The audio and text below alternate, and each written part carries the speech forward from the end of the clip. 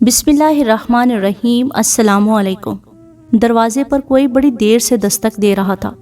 میں گہری نیند میں تھی، بمشکل اٹھی، دروازہ کھولا تو یہ دیکھ کر سخت کوفت ہوئی کہ کوئی بھکارن خستہ حلیے میں 3 چھوٹی مگر پیاری پیاری بچیوں کے ساتھ کھڑی تھی۔ ابھی وہ کچھ کہہ بھی نہیں پائی تھی کہ میں نے معاف کرو کہہ کر دروازہ بند کر دیا اور بڑبڑاتی ہوئی دوبارہ کمرے کی طرف چل دی۔ مجھے گہری نیند سے جاگنا اس وقت بہت ناگوار لگا تھا۔ تبھی دروازے پر دوبارہ دستک ہوئی۔ اب کون آ گیا؟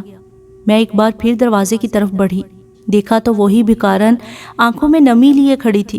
مجھے دیکھتے ہی بولی، سیما باجی آپ مجھے بھول گئیں، میں شہلا ہوں۔ شہلا؟ میں نے اسے بغور دیکھا۔ مجھے شرمندگی سے ایک جھٹکا سا لگا۔ میں جسے بھکارن سمجھ کر دروازہ بند کر آئی تھی وہ تو… اوہ تم! آؤ آؤ اندر آؤ۔ اف، میں تو تمہیں بالکل نہیں پہچان سکی، تم اتنی بدل گئیں۔ مجھے تو تمہیں دیکھ کر حیرت ہوئی اور بالکل یقین نہیں آ رہا۔ غور سے دیکھو تو بھی پہچان مشکل سے ہو رہی ہے۔ شہلا، یہ تمہاری کیا حالت ہو گئی ہے؟ میں سوچ بھی نہیں سکتی تھی کہ زندگی کا کرب کسی کو اتنا بھی بدل سکتا ہے۔ قریباً 10 سال پرانی ہی تو بات تھی جب اس حسین لڑکی شہلا کو میں نے اپنے ہاتھوں سے دلہن بنایا تھا۔ وہ بہت خوبصورت لگ رہی تھی۔ معصوم سی شہلا پر بہت روپ آیا تھا۔ ان دنوں میں بیوٹی پارلر چلا رہی تھی۔ وہ اوپر والے پورشن میں کرائے پر رہتی تھی۔ گھر میں اس کا نمبر دوسرا تھا۔ وہ سب بہن بھائیوں میں بالکل الگ تھی۔ گوری رنگت، پیارے سے نقوش، سراپا بھی بھرا بھرا تھا۔ ایک ہی نظر میں دل کو بھا جاتی۔ اس پر بہت عزت اور محبت سے بات کرتی تھی۔ اس پر اسے اپنے غریب کنبے کا بڑا خیال رہتا تھا۔ وہ ایک فیکٹری میں کام کرتی اور ساری تنخواہ ماں کو لا کر دے دیتی تھی۔ جب سے یہ لوگ ہمارے اوپر کے پورشن میں کرائے پر آئے تھے، ایک عجیب گہما گہمی رہتی تھی۔ رات گئے جب اس کا باپ آتا تو صبح تک اس کے بڑبڑانے کی آوازیں آتی۔ اکثر وہ اپنی بیوی کو گالیوں سے بھی نوازتا۔ فیکٹری سے آ کر کبھی کبھی شہلا میرے پاس آ جاتی۔ تبھی اس نے بتایا کہ اس کا باپ ہمدرد کی کسی برانچ میں کام کرتا تھا۔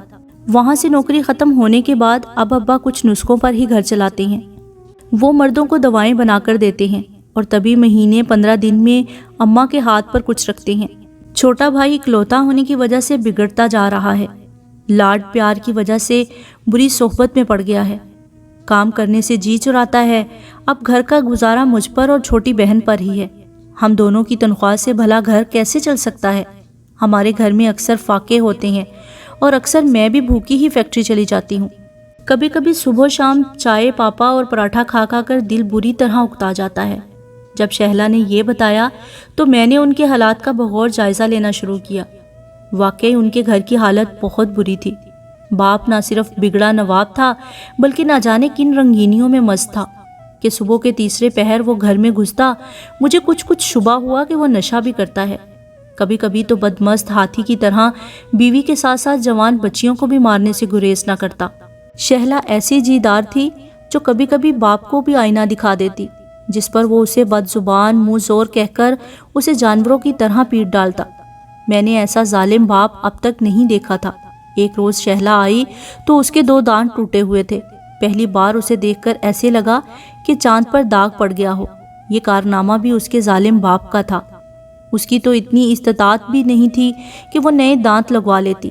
تبھی اس نے مجھے بتایا کہ سیما باجی، یہ جو میری امی لنگڑا لنگڑا کر چلتی ہیں، خرکار تو بھیک منگوانے کے لیے ٹانگیں توڑتے ہیں۔ ہمارے باپ نے امی کی ٹانگیں اپنے ظلم سے توڑ دیں اور علاج بھی نہیں کروایا۔ میری امی بھی نہ جانے کون سی مٹی کی بنی ہوئی ہیں، اسی ٹوٹی ٹانگ سے ہی زندگی کو گھسیٹ رہی ہیں۔ میں نے دیکھا کہ ان کے گھر کئی روز کھانا نہ پکتا۔ اب تو روز ہی صبح صبح شہلا کی ماں بیرونی دروازہ کھٹکھٹا کر مجھ سے کچھ نہ کچھ مانگتی، کبھی چینی، کبھی سالن، حد یہ کہ روٹی تک۔ وہ لینے پر مجبور ہوتی کہ گھر میں آٹا نہ ہوتا تھا۔ ضرورت کی ہر چیز وہ مجھ سے لینے آ جاتی۔ نہ صرف مجھ سے بلکہ محلے بھر سے وہ ضروریات زندگی کی ہر چیز مانگ لیا کرتی۔ کافی حد تک اس طرح وہ گزارا کیا کرتی تھیں۔ انہوں نے محلے میں دعا سلام بڑھا رکھی تھی۔ لوگ انہیں مجبور جان کر اکثر و بیشتر مدد بھی کر دیا کرتے تھے، لیکن کیونکہ میں ان کی مالک مکان اور ہمسائی بھی تھی، سب سے زیادہ انہوں نے میری ہی ناک میں دم کیا ہوا تھا، جس سے میں پریشان ہونے لگی تھی۔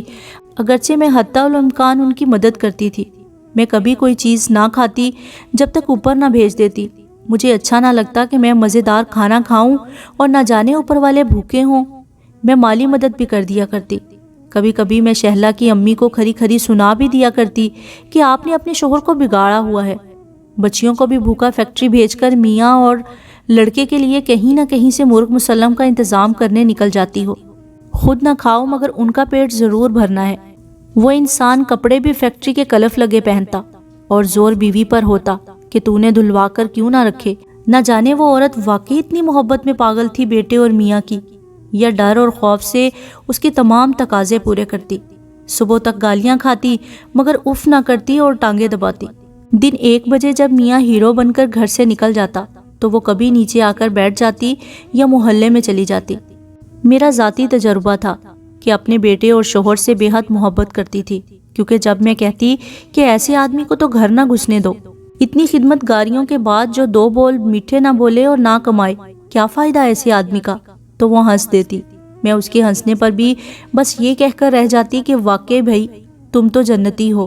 شہلا کی ماں نے کبھی زبان نہ کھولی کہ اس کا میاں دن 1 بجے سے 5 بجے تک کون سا کام کرتا ہے اور کہاں جاتا ہے۔ کبھی کبھی مجھے شہلا کی ماں تمام صورتحال میں قصوروار لگتی کہ شاید انہیں اس طرح کی زندگی کی عادت پڑ گئی ہے اور ان کا زیادہ حصہ تھا اپنے شوہر اور بیٹے کو ہڈ حرام بنانے میں، جبکہ بچیاں بہت سادہ بھولی اور محنتی تھیں۔ بھوک اور مشقت سے ان کے خون خشک ہو گئے تھے، وہ جانوروں کی طرح کام کر رہی تھیں، اس پر انہیں کچھ بھی میسر نہ تھا۔ انہی دنوں شہلا نے بتایا کہ فیکٹری سے کسی لڑکے نے اس کے گھر رشتہ بھیجا ہے، وہ اس رشتے سے خوش تھی۔ پھر کچھ دن بعد میری شہلا سے ملاقات ہوئی تو اس نے بتایا کہ ابو نے اس رشتے کو منع کر کے اپنے دوست کے بیٹے شان سے اس کا رشتہ طے کر دیا ہے۔ سپاٹ لہجہ اس کے کرب کا پتہ دے رہا تھا۔ اچھا، کیا تم نے لڑکے کو دیکھا ہے؟ جی باجی دیکھا ہے۔ کیسا ہے؟ بس ٹھیک ہی ہوگا، مجھے زیادہ معلوم نہیں، بس اتنا پتہ ہے کہ وہ مجھ سے عمر میں کچھ چھوٹا ہے۔ سچ کہوں باجی، میرا دل اس رشتے پر اندر سے خوش نہیں، مگر یہ سوچ کر خوش ہوں کہ اس جہنم سے تو نجات ملے گی۔ مگر شہلا کو علم نہ تھا کہ وہ ایک جہنم سے نکل کر دوسری جہنم میں جھونکی جا رہی تھی۔ اس کے باپ نے بھی اپنی اولاد بیوی بچوں کو خوشی نہیں دی تھی، وہ تو صرف ظلم کرنا جانتا تھا، اور کسی کو نہیں پتا تھا کہ اس بار بھی وہ ایک ظلم کا پہاڑ اپنی پھول سی بیٹی پر ڈھانے کو تیار تھا۔ جلد ہی وہ دن بھی آ گیا جب شہلا کو میں نے اپنے ہاتھوں سے دلہن بنایا۔ وہ خوش دکھائی دیتی تھی اور بار بار کہتی کہ دعا کرنا باجی، میری زندگی اچھی گزرے، میری زندگی میں تبدیلی آ جائے۔ وہ بہت اچھی لگ رہی تھی۔ نہ جانے شادی کے انتظامات کس نے اور کس طرح کیے تھے، یقین نہیں آ رہا تھا کہ ان کے حالات اتنے خراب تھے۔ پھر یہ کھانا جہیز سب ہی کچھ اچھی طرح سے ہو رہا تھا۔ میں یہ سوچ کر مطمئن ہو گئی کہ لڑکی کی شادی میں کہتی ہیں اللہ مدد کرتا ہے۔ شہلا رخصت ہو کر چلی گئی۔ کچھ عرصہ بعد ان لوگوں نے ہمارا گھر چھوڑ کر کہیں اور کرائے پر لے لیا۔ یوں میں ان لوگوں کو بھول بھال گئی، اور آج شہلا کو اتنے سالوں بعد دیکھ کر میری آنکھوں میں اس کا عروسی لباس میں کھلا کھلا چہرہ گھوم گیا تھا، مگر آج وہ نکاہت سے کھڑی بھی نہیں ہو پا رہی تھی۔ میں نے اسے بٹھایا، پانی پلایا، مجھے لگا وہ اور اس کی بچیاں بھوکی پیاسی ہیں۔ میں نے اس سے کھانے کا پوچھا تو وہ شرمندہ سی ہو کر بولی، جی باجی اگر ہے تو دے دے۔ میں نے دیکھا وہ کھانا بہت مشکل سے کھا رہی تھی، اس سے کھانا کھایا نہیں جا رہا تھا، شاید وہ بیمار تھی، اور ایسا ہی تھا۔ کھانا کھانے کے بعد وہ تسلی سے بیٹھی تو اس نے بتایا کہ اسے گلے میں گلٹیاں ہو گئی ہیں، ہاتھوں پیروں کی ہڈیاں بھی مڑ رہی ہیں، ڈاکٹر کہتے ہیں گلے میں کینسر کا شبہ ہے، اور ہڈیوں پر بھی اس کا اثر پڑ رہا ہے۔ باجی مجھ سے کھانا بڑی مشکل سے کھایا جاتا ہے، پانی نگلنا بھی مشکل ہو جاتا ہے۔ تم نے علاج کروایا؟ نہیں باجی، کیسے علاج کرواؤں، میرے پاس کھانے کو نہیں ہے۔ اس پر یہ معصوم 3 بچیاں، تمہارا شوہر؟ میں نے سوال کیا۔ وہ تو باجی میرے باپ سے بھی زیادہ خراب آدمی نکلا۔ کون سا برا کام ہے جو وہ نہیں کرتا ہے؟ جواری وہ ہے، نشہ وہ کرتا ہے، چیٹر بھی ہے، لوگوں کے پیسے کھا جاتا ہے۔ جب جیل سے آتا ہے نشے میں مجھے بہت مارتا ہے، مگر بعد میں معافیاں مانگتا ہے۔ بیٹے کی آس میں یہ 3 بیٹیاں بھی ہو گئیں، مگر پھر بھی اسے ذرا غیرت نہ آئی۔ شروع میں تو وہ میرے ساتھ اچھا تھا باجی، اس نے میرے دانت بھی لگوا دیے تھے جو ابو نے مار کر توڑ دیے تھے۔ اس نے مسکرا کر کہا، تو بہت بھولی ہے شہلا، تیری زندگی برباد ہو گئی ہے، تجھے نظر نہیں آتا؟ باجی کیا کریں، شاید نصیب ہی ایسا ہے۔ تمہارے باپ کو پتہ نہیں تھا کہ یہ اتنا برا ہے؟ ہاں باجی، ابو کو سب پتہ تھا، یہ سب ابو کا ہی تو کیا دھرا ہے۔ شان نے ابو کو میری منہ مانگی قیمت دی تھی۔ اب جب میں بھوکی پیاسی باپ کے در پر آتی ہوں کہ میرے بچے بھوک سے بلک رہے ہیں، میرے پاس کرایہ تک نہیں ہوتا، پیدل بچوں کو میلوں چلا کر لاتی ہوں، تو باپ میرے شوہر سے ڈر کر مجھے لوٹا دیتا ہے، کہتا ہے ہمارا اب تجھ سے کوئی واسطہ نہیں، ماں کہتی ہے مت آیا کر یہاں، خود ہم فاقے سے ہیں، تجھے کہاں سے کھلائیں۔ میرے ساتھ ایسا سلوک کرتے ہیں جیسا کوئی گھر سے بھاگی ہوئی لڑکیوں سے کرتا ہے۔ ماں باپ کی مرضی سے میں رخصت ہوئی، پھر بھی میرے ساتھ یہ سلوک۔ شان جیل میں ہے، وہ وہاں سے تقاضا کرتا ہے کہ مجھے ضمانت پر رہا کروا یا پیسے بھیج۔ میں اس حال میں اس کی کیا خبر رکھوں؟ جب جیل سے آتا ہے تو اسی بات پر مارتا ہے کہ تو نے کچھ نہیں کیا میرے لیے۔ میری سمجھ میں کچھ نہیں آ رہا تھا کہ اس بے سہارا کا کیا بنے گا۔